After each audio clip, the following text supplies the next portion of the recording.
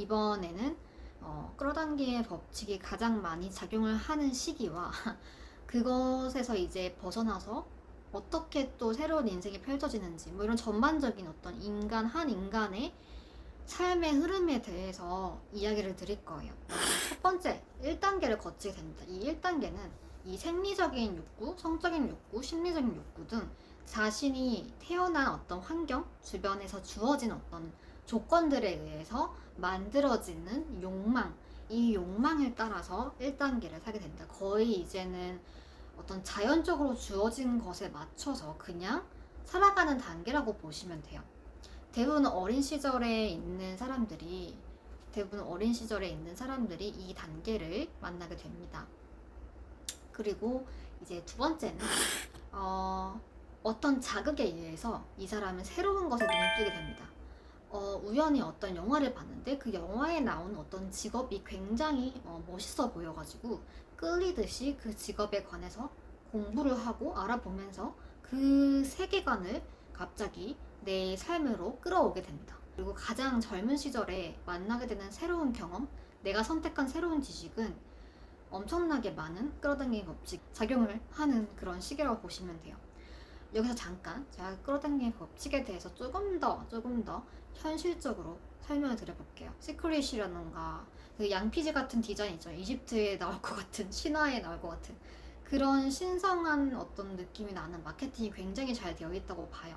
그런데 실은 이 끌어당기는 법칙은 우리의 뇌의 기능을 그냥 조금 더 이해하기 쉽게 만든 거라고 저는 생각을 하거든요. 우리가 어떤 새로운 것들을 마주하게 되고 그것에 더 집중을 하게 될 때는 그 새로운 것과 관련된 자극들이 더 활성화가 되고 더 활성화가 되면서 다음에 그 새로운 자극과 관련된 뉴런들이 더 많이 활성화가 됩니다.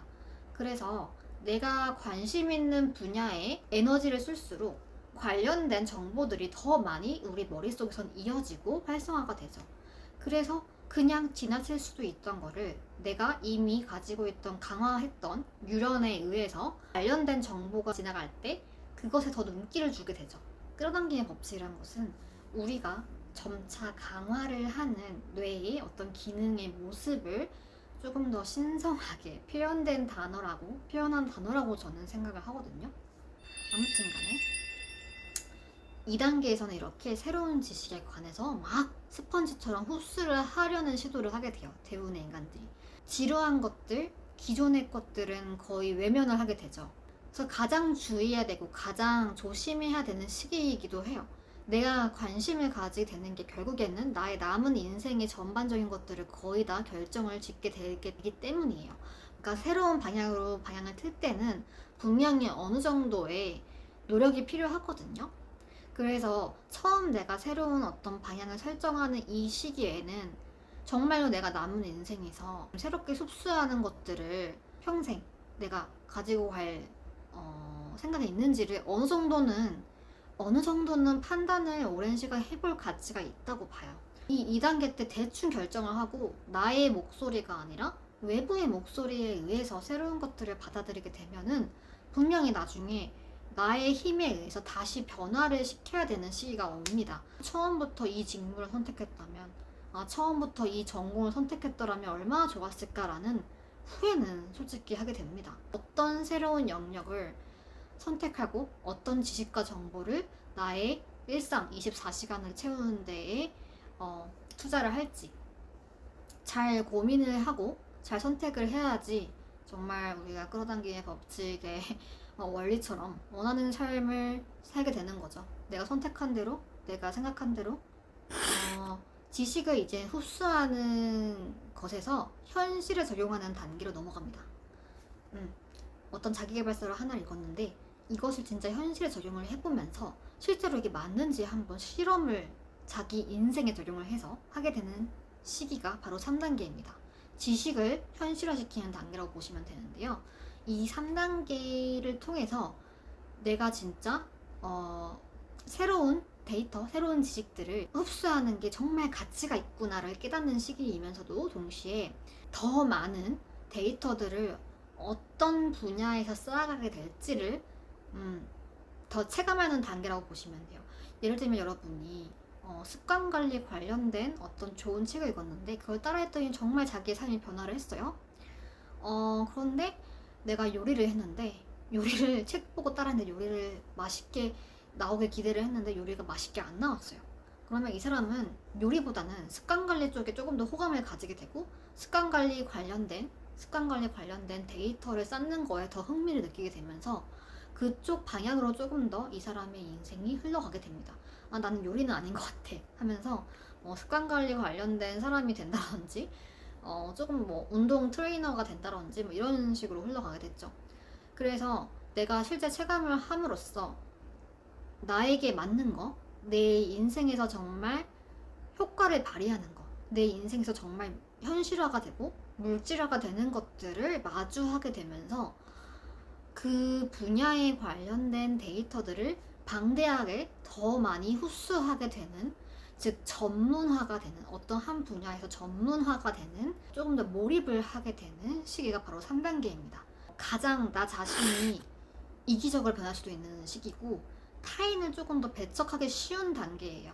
그래서 내가 가진 지식을 너무나 과신하게 되고 그와 정반대에 있는 조금 내가 가진 지식에 어긋나는 사람이나 이런 사람들을 배척하는 모습을 보이면서 인간관계에도 많은 변화가 생기는 시점이 될 수도 있다는 거죠. 그래서 인간관계에서 이렇게 편을 가르는 거를 조금 더 많이 자주 하게 되는 모습을 보이게 돼요. 아무튼 3단계는 대부분의 이제 앨런 머스크나 아니면 스티브 잡스가 분명히 이제 겪어갔던 과정 중 하나죠. 굉장히 많은 지식들을 세상의 지식들을 흡수하는 재미에 빠져듭니다.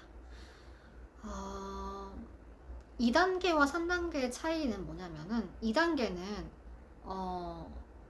마치 뷔페에 가서 이것저것 골라서 어떤 게 맛있는지 고르는 단계라고 보시면 돼요. 그런데 3단계는 이거 진짜 맛있다면서 그 맛집만 찾아가는 거랑 같다고 보시면 됩니다.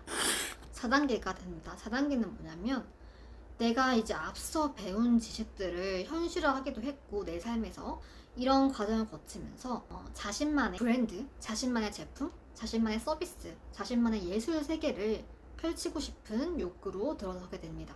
이제는 흡수하기보다 아웃풋, 좀 바깥으로 표출을 하려는 모습이 주로 나타나게 되는데요. 예를 들면 춤을 추는 사람을 예를 들어볼게요. 춤을 추는 사람은 아마 2단계에서 굉장히 춤을 멋있게 추는 어떤 TV속 연예인을 보고 반했을 거예요. 4단계에 들어서면서 이제는 자신이 세상에 조금 더 표현이 되고 싶다. 세상 사람들이 자신을 좀 더 알아봐 주길 바란다 라는 어떤 그런 마음이 들기 시작할 겁니다. 4단계가 바로 그런 단계라고 보시면 돼요. 여러분들이 잘 아시는 사람들을 예로 들어볼게요. 그래서 스티브 잡스 같은 경우는 자신이 가진 어떤 그런 이공계적인 지식이나 이런 전반적인 지식들을 가지고 애플이라는 서비스를 탄생시키고 앨런 머스크는 화성에 갈 생각을 하게 되죠. 이런 과정을 통해서 자신만의 어떤 세계관을, 그게 제품 형태든 그것이 무슨 무형의 서비스 형태든 어떠한 형태로든 세상에 표현을 하게 됩니다. 이 과정, 4단계 과정을 통해서 자기 자신의 가치를 진정으로 느끼게 되는 과정을 거치게 되면서 진짜 삶에서 느끼기 힘든 어떤 자아 실현감을 느끼게 됩니다. 자, 4단계에서 이런 표현을 하고 도전을 하고 자신만의 어떤 것을 세상에 표출을 하면서 굉장히 다양한 우여곡절을 겪었을 거예요. 아무리 순탄하게 성장만 하는 기업이라 하더라도 자세히 보면은 오르락내리락 하면서 점차 그 사람들만의 또 새로운 데이터를 쌓게 되는 그런 것들이 생기게 됩니다. 제품, 서비스, 브랜드의 성장을 시키면서 자아실현의 과정을 거치면서 그 과정에서 겪게 된 경험, 어떤 오류, 이런 것들을 통해서 자신만의 지식 데이터를 가지게 돼요. 5단계는 이런 자신만의 지식, 경험, 인사이트 이런 것들을 세상에 이제 전달을 하고 싶다라는 마음을 가지게 되는 시기예요. 그래서 5단계는 약간 뭐랄까, 여러분이 아는 사람들 중에서 오프라 윈프리가 있죠. 오프라 윈프리 같은 경우는 자신이 겪은 어떤 고통에서 깨달은 인사이트들을 사람들에게 전달을 함으로써 굉장히 성공하신 분들 중 한 명이죠. 이렇게 뭔가 세상을 위해서 기여하고 싶고 세상을 위해서 자신이 가진 것들을 내어주고 싶은 그런 마음이 드는 단계가 바로 5단계예요.